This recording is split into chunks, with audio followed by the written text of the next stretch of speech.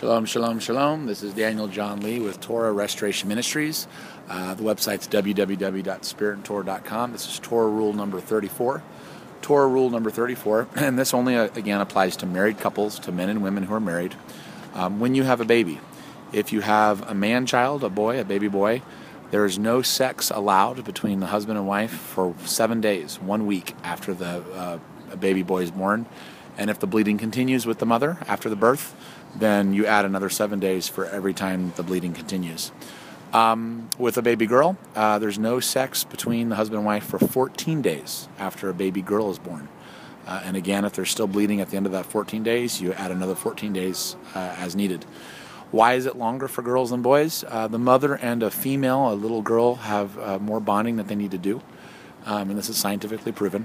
Now, some suggest that you have to actually follow the days of purity, where there's no sex between a husband and wife for 40 days after a boy is born and 80 days after a girl is born. However, that's nonsense, because those days of purity are specifically can only be done in the context of an actual temple in Jerusalem.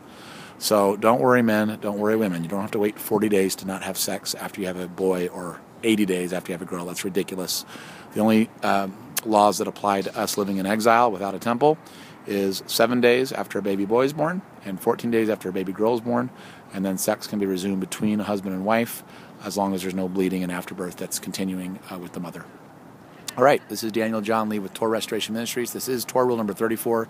Husband and wives, you must obey this rule in regards to your children, your little baby infants, or you'll go to the lake of fire. You've got to do this to be protected. Shalom.